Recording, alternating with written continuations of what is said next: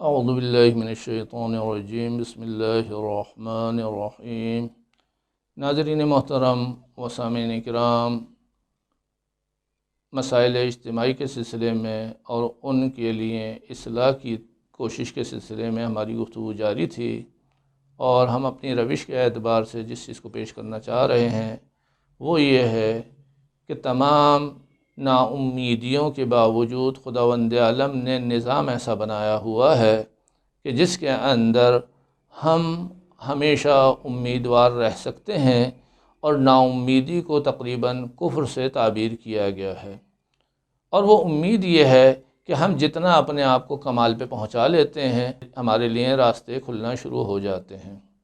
ایک شخص آیا حضرت علی علیہ السلام کی خدمت میں، اور آپ سے اس نے کوئی سوال کیا کہ اگر ایک شخص کے اوپر زمین اور آسمان کے راستے بند ہو جائیں تو اس کو کیا کرنا چاہیے؟ تو آپ نے فرمایا، اگر ایک بندے مومن کے لیے زمین اور آسمان کے راستے بند ہو جائیں، ثم اتق اللہ لجعل اللہ لہ منہما مخرجا، اور پھر وہ تقوی کی طرف آ جاتا ہے، پھر وہ خدا کی طرف آ جاتا ہے، تو خداوند عالم انہی بند راستوں میں اس کے لیے راستہ قرار دیتا ہے۔ تو تقوی کے اندر ایک صلاحیت خدا نے ایسی رکھی ہے کہ جس سے نتیجہ آ سکتا ہے۔ ہم تقوی کو کیا سمجھتے ہیں، یا تہذیب نفس کو ہم کیا سمجھتے ہیں، یا جہاد اکبر کے معنی ہم کیا کرتے ہیں؟ ہم جہاد اکبر کے معنی، تہذیب نفس کے معنی یہ سمجھتے ہیں کہ اللہ اللہ اللہ کرے جا رہے ہیں، اور یہ تہذیب نفس ہے، جبکہ یہ تہذیب نفس نہیں ہے۔ جب ہم اس روایت کے شان نزول میں جاتے ہیں تو ہمیں معلوم ہوتا ہے کہ پیغمبر نے جس لشکر کو بھیجا تھا، جب وہ واپس آ رہا ہے تو آپ ان کی تعریف کرتے ہوئے بیان کرتے ہیں کہ جہاد اصغر سے آپ لوگ فارغ ہو چکے ہیں، اور جہاد اکبر کی منزلیں ابھی باقی ہیں۔ تو یقیناً پیغمبر کی مراد یہ نہیں تھی کہ جہاں تم گئے ہوئے تھے وہ بیکار ہے، یا وہ کام تمہیں ترک کر دینا چاہیے، یا انجام نہیں دینا چاہیے، خود پیغمبر نے بھیجا ہے۔ تو جہاد اکبر کے معنی کام کا ترک کرنا نہیں ہے، بلکہ جہاد اکبر کا معنی یہ ہے کہ جو بھی تم کام کر رہے ہو اپنے نفس کی ترقی جاری رکھو۔ جب نفس کی ترقی جاری رکھو گے تو تمہارے کام کا معیار بہتر سے بہتر ہوتا چلا جائے گا۔ جیسے ایک شخص فٹ پاتھ پر جل رہا ہے اور علاج کر رہا ہے، آپ اس سے کہتے ہیں کہ بیٹا تم ڈاکٹر بن جاؤ پھر علاج کرو، زیادہ فائدہ ہے، تم سرجن بن جاؤ، متخصص بن جاؤ پھر علاج کرو تو زیادہ فائدہ ہے۔ آپ اس کے کام سے نہیں روک رہے ہیں، بلکہ کیا کہہ رہے ہیں کہ اپنے معیار کو بہتر کرو۔ جب ہم معیار کو بہتر کرتے ہیں تو اس کا نتیجہ آتا ہے۔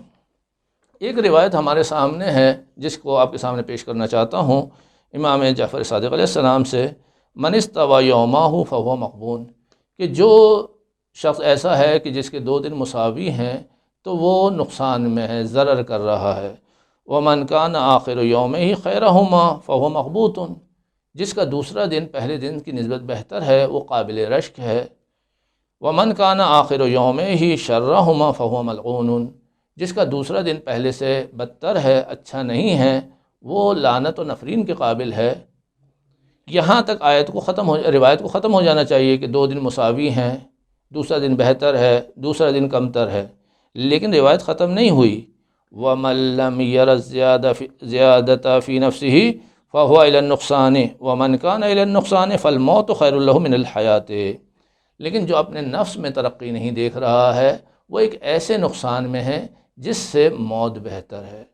یہ جو ہم نفس کی ترقی کی بات کر رہے ہیں، جو معیار کے بہتر ہونے کی بات کر رہے ہیں، اسی کو اگر ہم روایات سے نکالتے ہیں تو مسلسل ترقی جاری رہنے کا نام عقل ہے اور عاقل ہے۔ ترقی کے رک جانے کا نام حماقت ہے۔ ترقی اگر شخص کی رک جاتی ہے تو وہ شخص کی موت ہے۔ ترقی اگر معاشرے کی رک جاتی ہے تو معاشرے کی موت ہے۔ ہو سکتا ہے شخص ہو لیکن زندہ لاش ہو سکتا ہے ایک معاشرہ ہو، ایک جامعہ ہو جس کی ترقی رک چکی تو ہو سکتا ہے روایت کی نظر سے جب ہم ان کو دیکھیں گے تو وہ معاشرہ مردہ ہے۔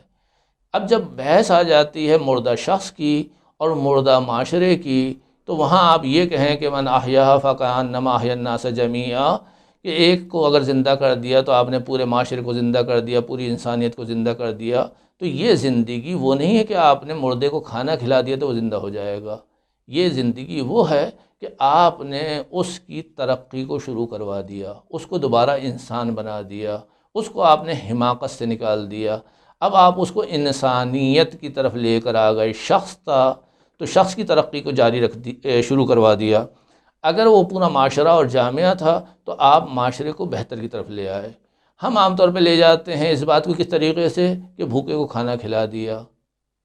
یہ بھوکے کو کھانا کھلانا یقیناً ایک نیک کام ہے، لیکن مردہ کو کھانا کھلانے سے زندگی حاصل نہیں ہوتی ہے۔ ان چیزوں کی طرف ہمیں غور کرنا چاہیے۔ آج کے درس کو ہم یہیں پر اختتام تک پہنچاتے ہیں۔ السلام علیکم ورحمۃ اللہ وبرکاتہ۔